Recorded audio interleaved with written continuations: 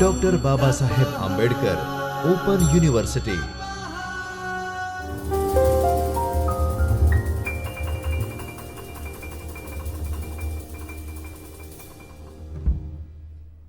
Hello friends, welcome to Dr. Babasaheb Ambedkar Open University, Ahmedabad. Myself, Dr. Vinod L. Desai, Associate Professor, PG Department of Computer Science and Technology, Sardar Patel University, Vidyanagar. In today's sessions, we will talk regarding form object, events that is triggered through various controls of the form. Then after we will talk about image object and frame objects with respect to JavaScript. Now let's talk regarding form. As we know that form is one kind of container which allows users or developers to put various controls on the form and design a web page, and based on this designing, user provide the inputs and the form will accept this input. After accepting the inputs from the user, the data will be submitted to the server and further processing will take place. So form, if we have to define, we can say it's simply one kind of container.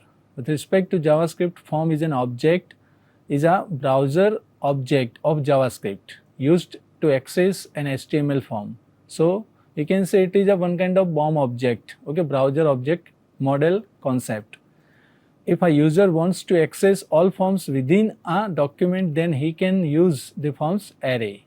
The form object is usually a property of document object that is uniquely created by the browser for each form present in the document. The properties and methods associated with the form object are used to access the forms, fields, attributes and controls associated with the forms. So form may have attributes, may have controls associated with, and that can be accessed using the, we can say, various methods of the, we can say, form object. Document forms are members of the special collection document.forms. It is both named and ordered. We can use both the name or the number in the document to get the form. Document.form.my indicates that my is the name of the form. So using this we can access the form, or we can use the forms and we can say box bracket 0. 0 indicates the index, that is first form. If we have more than one form in a document, then we can use the indexing from starting with a 0. That 0 indicates first form, 1 second, list goes on. We can say in such a manner we can access number of forms contained in the document. The form object properties includes action, elements, encoding, length, method, target, button, checkbox, file upload, hidden, password, radio, reset, select, submit, text, text area, etc. So these are all, we can say, form object properties that we can use to manipulate the form. Form object methods, if we have to talk, then it is having, we can say, methods in terms of reset, which allows the, we can say, to reset a form. Submit method is there, which is what allows us to submit the form. Then handle event is there, which a form object is used to start or invoke form's event handler for a specific event. Then after, we can say, we have the events in JavaScript. Okay. So before we proceed further, let's have a look to the examples of a form. Okay, this is a simple example of form. As you can see, okay, we have one form here. Its ID we have specified like my form. Then after, we have specified the method, or we can say, then after, we can say target is there, action is there, name is there. So these are various properties of form we have just specified. Okay, so ID we have specified, that is my form. Then method specified is get. There are various kind of, we can say, values for the method, that is get, post, do get, like that.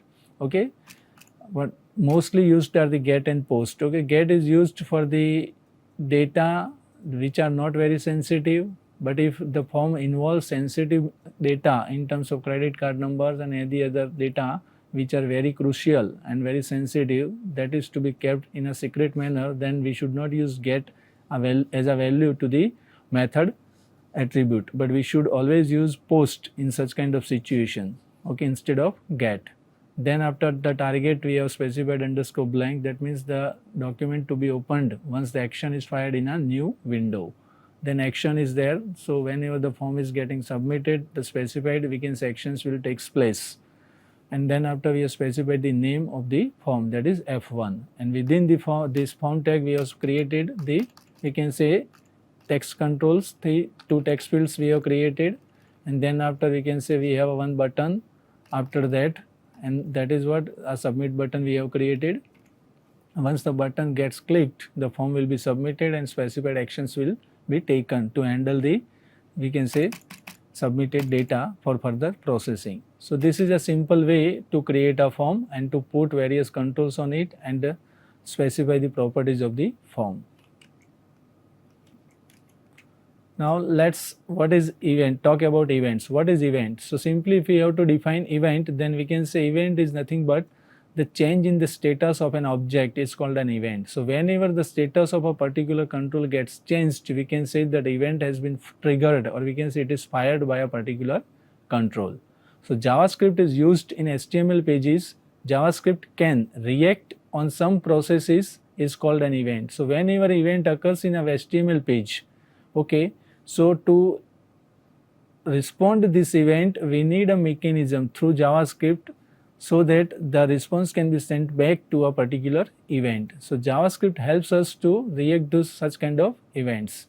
Common events that is, we can say, triggered to the interactions of the user are, we can say, on change, on click, on mouse over, on mouse out, on key down, on load. These are various events we can say that is triggered whenever the status of an object gets changed. Then after we can say event handlers for form elements in JavaScript. Various we can say event handlers available, or we can say form elements or controls we have placed on the form, like button, checkbox. So button fires on click, we can say click events. Then after on blur is there, on focus is there. These are the event handlers for a specific object, or object we can say also known as source of an event, okay. Button maybe, as we can say, may generate, we can say, click event, then it may have a blur kind of event, event takes place, then on focus event takes place when the, we can say, button gets focus, like that. Checkbox is also a source of an event through which we can handle the on click, on blur and on focus event. File upload is there, hidden is there, password is there, radio button, then reset button, select control is there, which helps us to handle the on focus, on blur, on change event. Submit button helps us to we can say submit the form through the on submit, we can say event handler. Text field is there, text control we can say, which helps us to handle the on click, on blur, on focus or on change event. Text area also supports the same kind of event handling.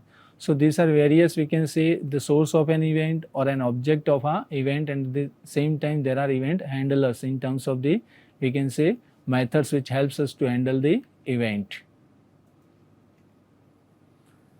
JavaScript form events, if we have to talk, then we can say that button is the main source of event trigger.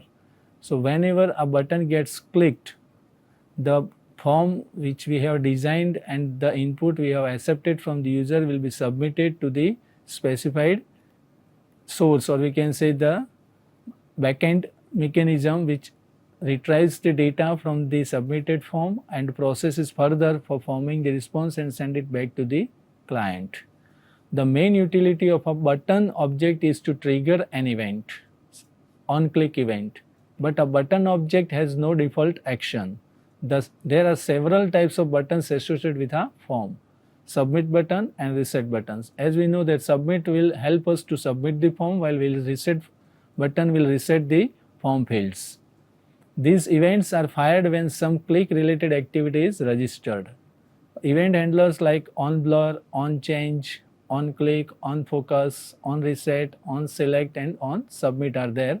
They will be triggered with respect to the specified event. Okay, on change will take place whenever a select text or text area field has lost the focus and values are changed. On click will take place when an object on a form gets clicked. Focus will get the field gets input focus. On reset, the form is reset. On select, the text within the text area field is selected. On submit, a form is submitted. So this is what we can say. If such kind of event takes place, the event will be triggered and the corresponding event handler will handle the event. But event handler is what we user or the developer has to specify. Okay, so moving further, before we proceed further for discussing the next object, we need to learn this event handling. Okay, so we have examples to understand various event and event handlers. We have already defined and discussed methods and event sources, or we can say event. Okay, let's look at first. Here we have a form and we have specified a form name with FRM. Then after we have various controls in the form of select. So select, we have a film. Then after we have provided various film names in the option fields. As you can see, we have three forms, three film names, DDL, LOC and Jumanji. These are three options, okay, in a select control. So whenever we will select any one control and change it, at the same time on change event will fire. So we have specified on change property of select control. See here, on change, and on change is equal to, we have specified a show function. So show functions we have already defined it in a script tag, okay, using the JavaScript. So function show will perform the task we have specified in terms of it will retrieve the selected film and display it on the, we can say, on the pop-up window using the alert message box. As you can see, we have defined one variable and then after we are writing document.frm.movie.value. So document is a we can say object, then after we have used .frm, okay, this syntax, okay, document.frm. frm is the name of the form. See here, we have specified, okay.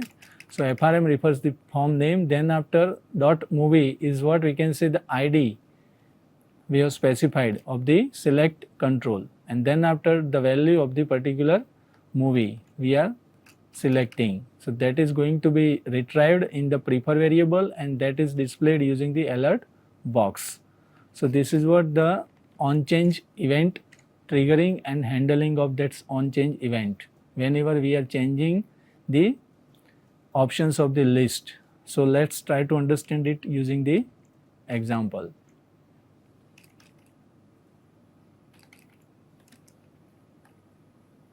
On change. No, this is not the actual practical one. On change select, this one. As you can see that we have a select control over here having the various film names. Right now we are having three films, that is DDL, LOC and Jumanji. Let's select LOC. So as soon as I select LOC, it pops up with this value LOC using the alert control, okay. So on change event is triggered. If I will again change it to Jumanji, as you can see, then it will pop up with a Jumanji alert box. So this way on change event fires and it is handled. Another event is there, that is on change is there, another one. Here what we have done is in a body tag we have written or we have just created one text field, that is input type is equal to text, its ID is specified, then value we have specified, that is Gujarat, and whenever we are changing the value we have written a on change event, we can say handler in the form of my function. Okay, so as soon as the text changed in the text field, okay, my function is going to called in the form of handler of an event and we are retrieving the value, okay, of the field, that is text field. We have specified using the document objects get element by ID method, okay, that is the method of the document object. So document.get element by ID, to which ID we have specified, that is fname. Fname is the ID of text field, as you can see here. So we are specifying that ID. So we need to identify, we need to get this ID's value in the X variable. Okay, so then after we will just set X dot value is equal to X dot value to uppercase. We are converting the value to uppercase and displaying it. Okay, so let's see how it executes.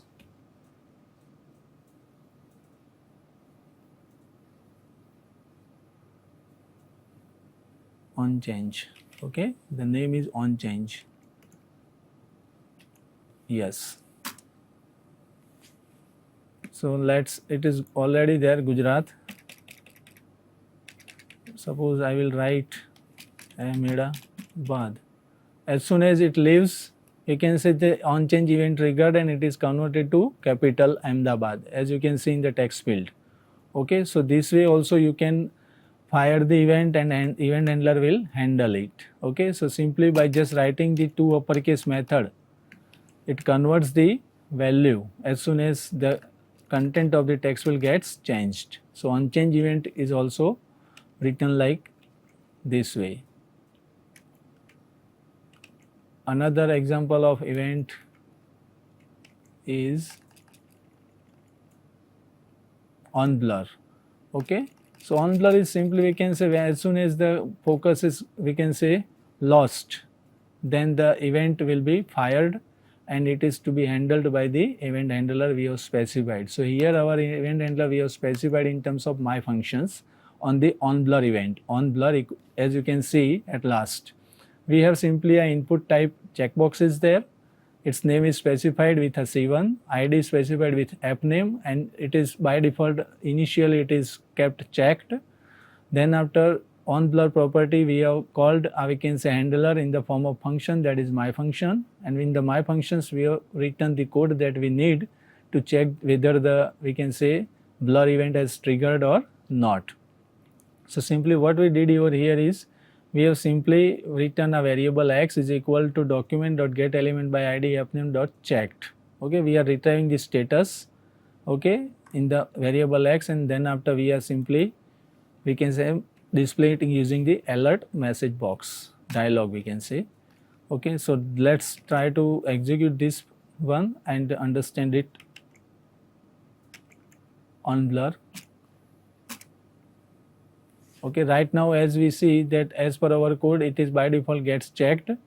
So as soon as I will uncheck it, okay, and it will display the message, okay, with the event fired message box. Okay, then after click and it says is false. Okay, whenever I will again check it, okay, it pops up and it says it's true now. Okay, so this way the on blur event is fired and handled. Moving next to further another example of event handling is on submit. Okay, so as you can see that in the, we have a one form container having the name frm1, then on submit we can say property is there in which we have specified the handler confirm input in terms of function. Okay, and then after the actions to be taken while the form is getting submitted, we have specified the Babasaheb Ambedkar open URL. So whenever, as soon as the form gets submitted, this website gets opened. This is what our action property tells. And then after within the form we have one specified, we can say one input type is there in the form of text, its ID is app name and size is 20. And then after one submit button we have created, okay, input type is equal to submitted. So as soon as the form gets submitted, okay, so on submit the confirm input gets invoked, okay, and the input function will do what? So fname is equal to document.frm.fname.value, the form value we are getting retrieving whatever user is entered, and that will be displayed in a dialog box. Let's run it to understand it, that what, how the input value is getting displayed using the pop-up once the form gets submitted. On submit. Okay, so if I will write welcome, and get submit. So it pops up with the text that I have entered in the text field like this. You have entered welcome. Okay, so I will click on the pop up. Okay, and then after you can see the action is fired as we have specified the Babasaheb Ambedkar Open University's URL in the action tag, as you can see here. Okay, so the action has been taken, then the control is redirected to this website. So this way you can also use the on submit event and on submit event handler by specifying a particular mechanism as per your requirement. So these are all we can say various events, most importantly generated by the form and the user is dealing with, and the various event handlers for the specific event that is triggered by the controls we have used in a form. Moving next is a image object. So now what is an image object? So in JavaScript, every image in the HTML document represents an image object. With the height property, you can get or set the image height, and with the width property, you can set or get the image width property or image used in the page. The image tag, img tag especially, is used to embed an image in an HTML page. Images are not technically inserted into a web page. Images are linked to web page. Okay, it is simply linked, not we can say actually inserted. The img tag creates a holding space for the referenced image.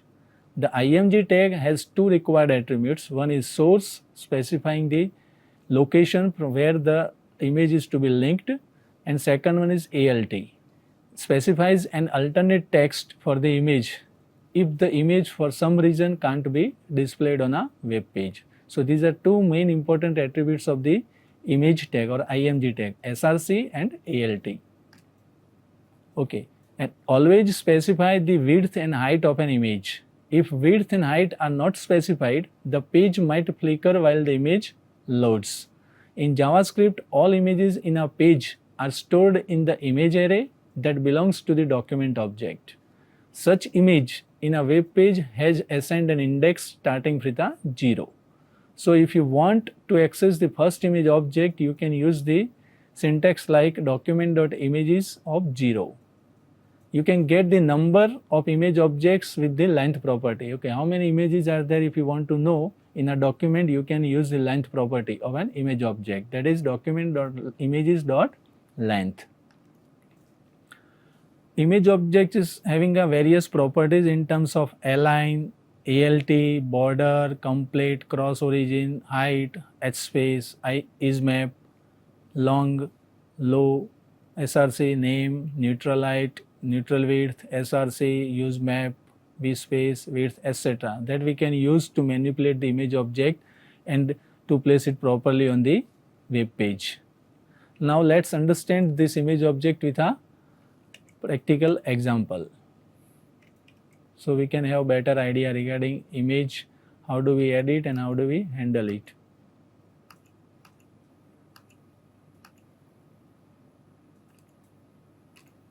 Yes, image. As you can see in this example, we have three images.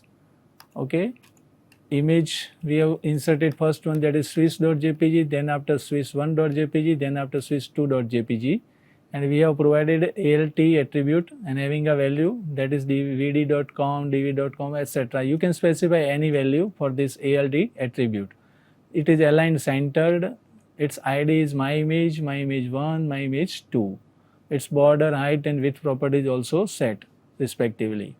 Then after we have created a one button, and on button on click event is we have specified that, and it invokes handler in the form of my image function, my img. Okay, so what we have did in the my image functions, we are simply getting the length of the image and we are displaying it in the, we can say, our paragraph, as we have defined two paragraphs. See here, one is id vd and second paragraph's id is source. Okay, so we are using this paragraph as to display the length of the image in terms of document.getElement by id, that is we have specified is a vd, that is a id of a one paragraph, first paragraph, and then after we are specifying using it through a inner HTML we can say property, and we are specifying the length of the image in this paragraph. And then after we are also, we can say, specifying the source of the image using the, we can say, items of 0 dot source property, okay, of the document images, and that is also displayed in the source ID that we have specified for the second paragraph, and it is also displayed using the inner HTML property, as you can see. And then after we have used various property of the image, as you can see, and we are displaying it on the document. That is, image is specified, image we have retrieved is first one, that is my image, using the forms document dot get element by id. Documents get element by id method is used to get the my image we have specified, okay. And then after we are retrieving various properties of this my image in terms of height, that is, it is the my image is returned in the x variable, so we have used x variable over here. Once the x is retrieved, we are accessing the various property of this image using the x dot height, width property, x dot natural height, x dot natural width, its alter property, border property, align property, offset top, offset left, etc. Okay, so you can manipulate the property using the image object this way also. So let's run this program to understand the image object.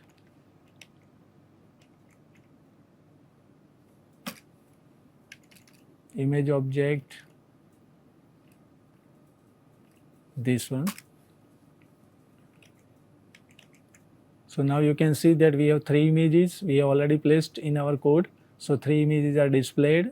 Then after we can say we have defined a one click submit button we already defined, as you can see here on click. Okay, so once we click on this button, the handler myimg will be called. So in myimg what we have done, we have specified a length property, that how many images are there. Okay, so it will retrieve through the document dot get element by id. Okay, it will be displayed using this line of code.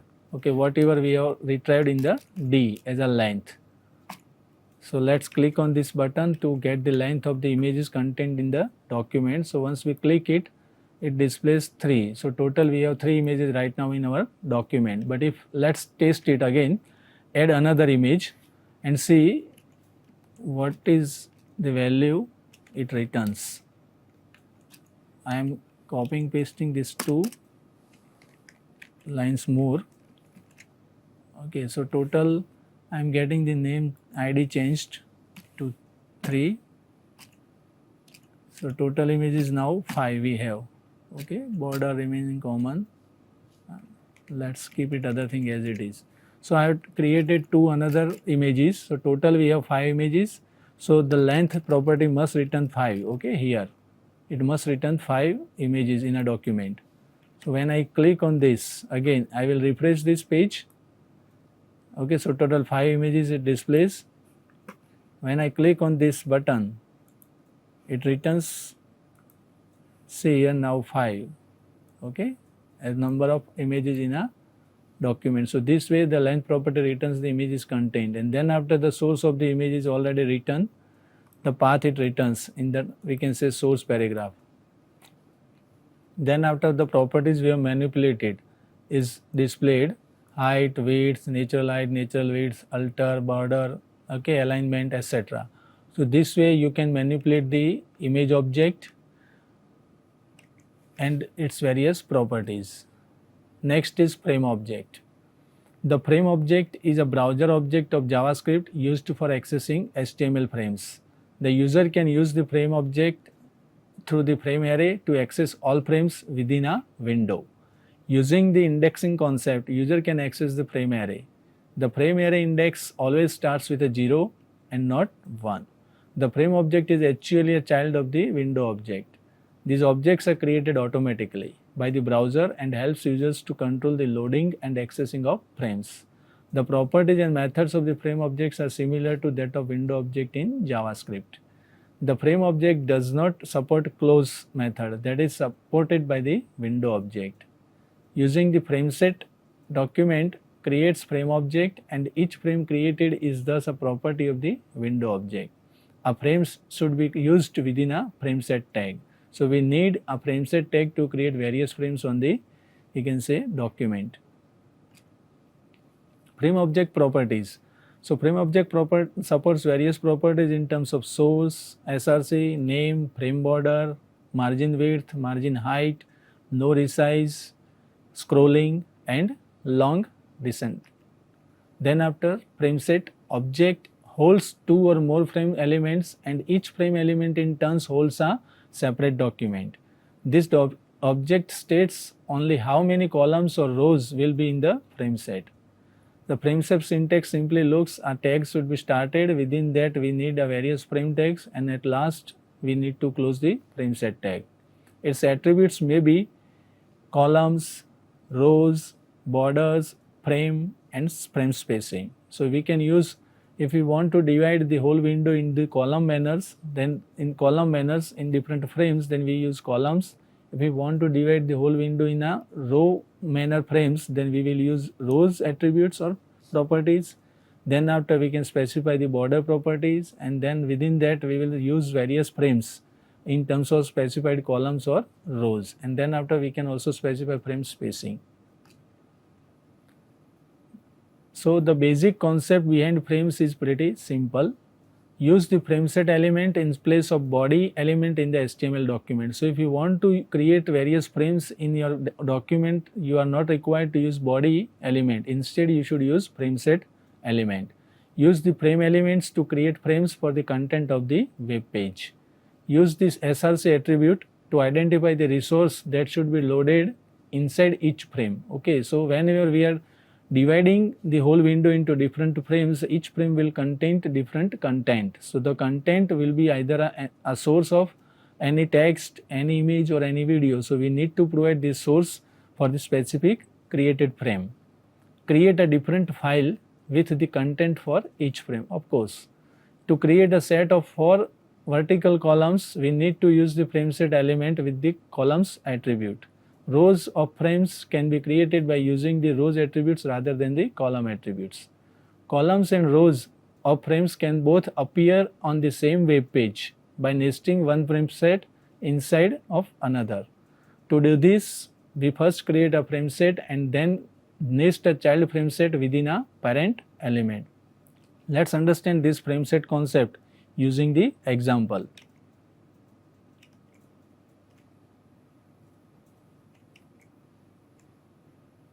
Okay, as frame set concept is now not used much because it is mostly replaced by the inline frame. But before we proceed further to discuss inline frame, you need to know what is frame and how the frame is created, and various frame set, or we can say the various frames can be loaded in a single window. So to create a frame, we already said that frame set tag is used instead of body tag. So be careful that whenever you are going to create a frame, you need to use frame set instead of body tags. So as we said that frame set is, as you can see in this document, frame set tag is used, and then after, as we want to divide this whole window into various frames in terms of columns, so we used column attributes here, calls, with a frame set tag, and we have specified star, okay, for stars. That means total 4 frames we need in terms of columns, and border is specified is equal to 4. So as we specified 4 stars, that means it indicates we are creating 4 frames. So for that, each star we need to provide 4 frame tags. That is, for first one we have created a frame tag, as you can see, and its source is specified with a specified path. For the second frame we have specified another source, for the third frame we have specified another source, and for the fourth frame we have specified another source. So this way you need to be very careful that how many frames you are creating. Based on that, you have to provide separate frame tags. Okay, so let's run it to understand how simply it looks. It is a frame 1 example, so we will execute first frame 1 example, as we are dividing a whole frame into 4, whole window into 4 frames. So as you can see now, the whole window is divided into 4 frames.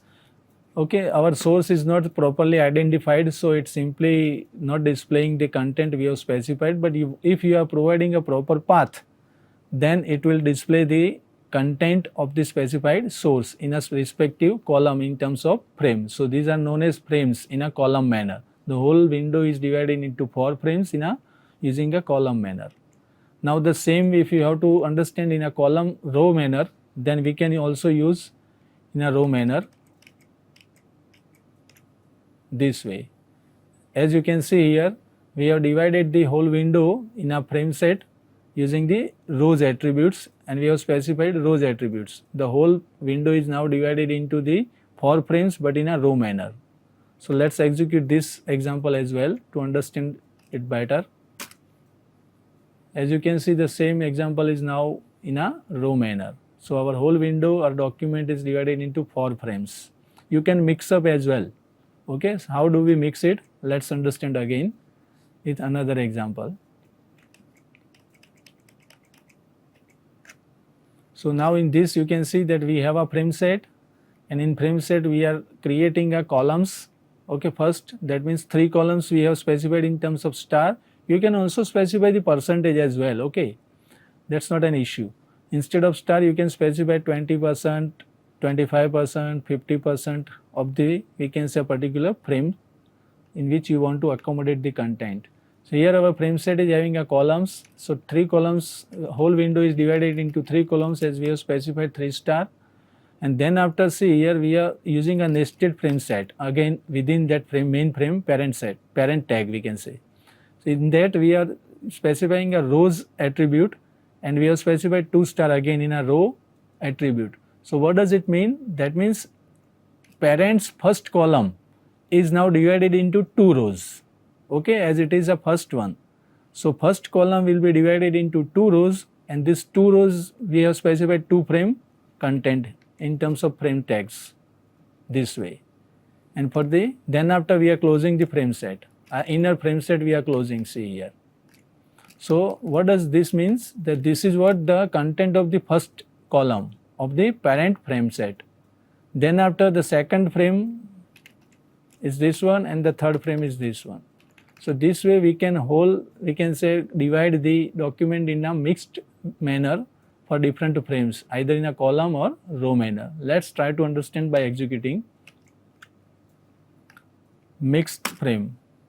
So now you can see that first column is divided, or first frame is divided into 2 subframes in a row manner, and then after the 2 main frames is there in a column manner. So this is another way to use the frame set concept using the frame. Now the frame concept is suffering from the limitation in terms of usability and accessibility. So usability in terms of it is not very flexible, we can say. Okay, as we need, and as we today we are using a smart devices, and it requires a, we can say, quick response as and when required. So with respect to the frame object, it is not that much flexible and responsive. Okay, so this is what the limitations frame is suffering from. The parallel to frame, we can say the new advanced concept used is, we can say, inline frame, or it is known as iframe. So it represents an HTML inline frame that contains another document, and its property includes align, content document, content window, frame borders, height, long, margin height, margin width, name, no resize, scrolling, source and width. Okay, then after, various methods supported by the iframe, we can say, of frame objects is there. Blur, focus. So blur is simply a method of frame object removes focus from the object. Focus method of the frame object gives focus to the object. So they are, we can say, opposite to each other. Focus is used to get the focus and blur is used to lose the focus. Then after, set interval method is there. Set, it is a frame object method used to call a functions of JavaScript or to evaluate an expression after the time interval specified in an argument has expired. The time interval in argument is always specified in milliseconds. Then after, clear interval, which will clear the interval specified using the set interval method. Then after, set timeout method is there, which requires 2 arguments in terms of expression and milliseconds. Set timeout method of the frame object can be used to execute any functions or accessing methods or property after a specified time interval given to this method as an argument. And to clear this timeout, we will use the clear timeout method. So these are various methods supported by the frame object. So now we have learnt frame and iframe. So what is the difference exactly? So simply we have to define that frames are layout defining elements and iframes are content adding elements. This is the biggest difference that we need to understand by using the frame and iframe. And iframe is more, we can say, responsive compared to the frame object, as well as it is very easily loaded in the document. It takes less, we can say, resources, consumes less resources compared to the frame object. Let's understand iframe with the example.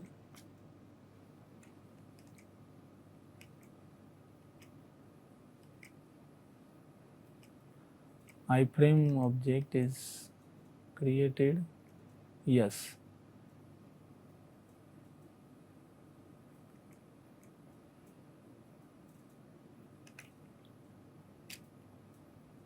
Here what we did is, we have simply created a HTML document. Within the body you can see that we have 3 iframes we have specified. One iframe is there having a source attribute, that is a website URL is there. Another iframe is there having another URL. Third iframe is there. So you can have n numbers of iframe tags within your document, or we can say body. You can create n numbers of iframe as per your requirement, and it is an inline frame, so it will be created within the flow of a, we can say, as per the flow of your content of the web page. Click on the button to display the number of iframes. So simply if you want to know how many iframes is contained within your document, you can also use the length property, as we did with the previous, we can say, image object. So what we did here, we have created a click button is there having a on click method defined. Okay, and on click we have an event handler in the form of, we can say, myFrame function is there defined. So myFrame function simply uses the window.length property and it returns the number of iframes contained within this window, and we are displaying in a, we can say, paragraph having a id vd as we specified using the document.getElement by id. We have specified the id vd and then after dot inner HTML property, and within that we are just displaying the d in terms of length returned by this window.length property of the window. So let's run this to understand the iframe example. So we have a frame,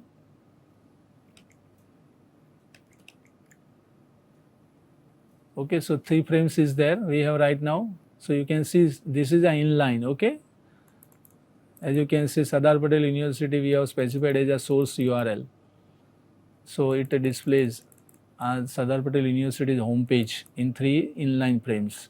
So when you click on this button, it returns the number of inline frames contained within the document. So it returns a 3, okay, as you can see. If you increase or decrease the inline frames within the document, the corresponding value will get changed, okay. So this way we can also access the or create an inline frame. Apart from that, we can also understand the inline frame in another example.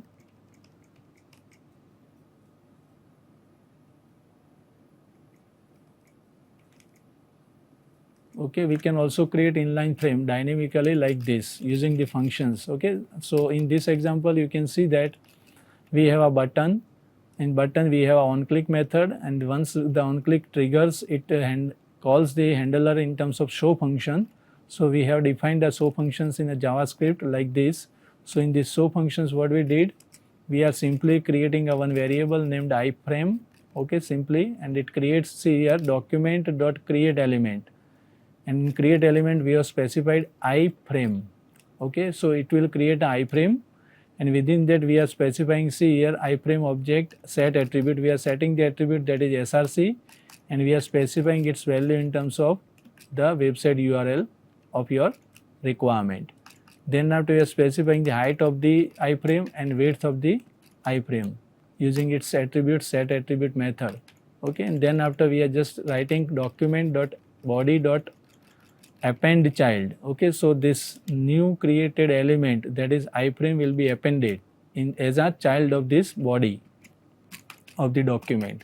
So this way we can create a iframe in our whole document, so dynamically using the JavaScript. So let's execute this to understand it. Create example, create iframe through the example, frame 1, or create iframe. So this is our what iframe example. So whenever I will click mail, so what it will do, see here, it has added a iframe to our document.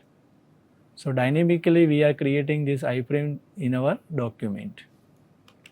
At the same way we can access it through the another example. Let's have a look at accessing iframe. So this is our another example. Here we are accessing it. Simply we have a button, that is method show is there, as we did with previous example, and here we have a iframe control. As you can see, iframe, its ID is SPU frame, source is defined, width is defined, height is defined. Okay, and when the button is getting clicked, its handler called show is called.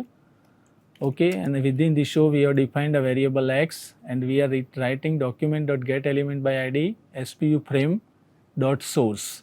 So we are retrieving the source property of our inline frame tag, and that is displayed in a, we can say, paragraph, that is we have defined having a ID SPU. So get element by ID SPU dot inner HTML, which will contain the x. The x contains the source of our inline frame.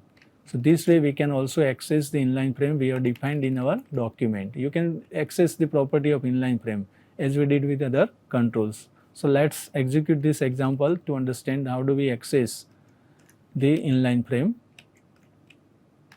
So accessing inline frame simply.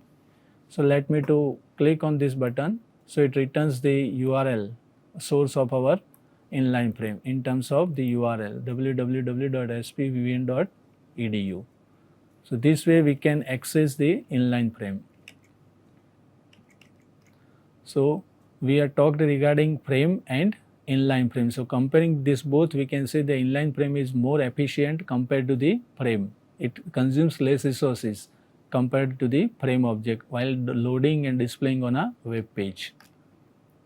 Thank you very much. So in these sessions we talked regarding the controls like form, its various elements, events associated with those elements, and handlers associated with the source of those events.